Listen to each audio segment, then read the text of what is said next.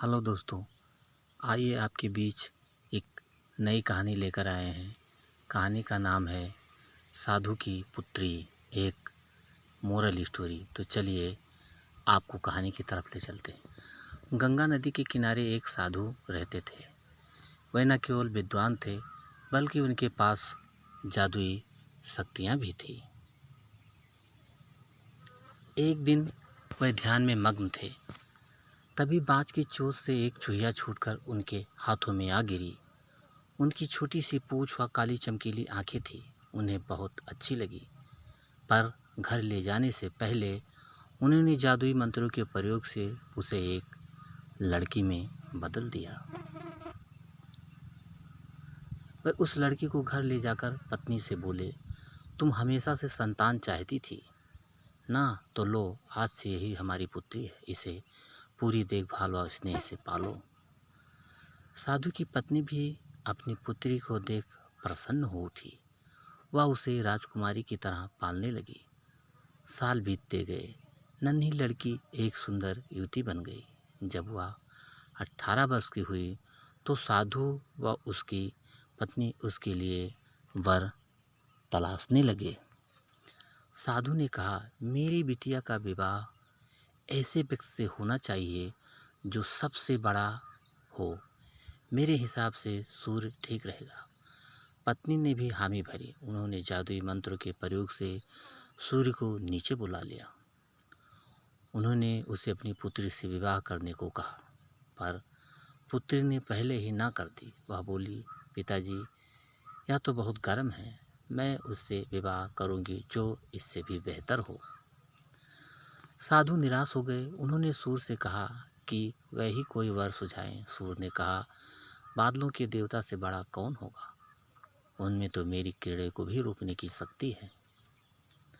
साधु ने बादलों को नीचे बुलाया व अपनी पुत्री से विवाह करने को कहा, पर इस बार फिर पुत्री ने मना कर दिया। वह बोली, ये तो कितनी बदसूरत है, मैं इससे विवाह नहीं कर सकती। साधु ने बादल देवता से कहा कि वही कोई अच्छा वर सुझा दे। वह बोले, पवन देवता ठीक रहेंगे, वह तो मुझे भी अपने फूंक से उड़ा देते हैं। साधु ने पवन देवता को बुलाकर अपनी पुत्री से विवाह करने को कहा। पुत्री ने फिर इनकार कर दिया। वह बोली, मैं इससे शादी नहीं करूंगी।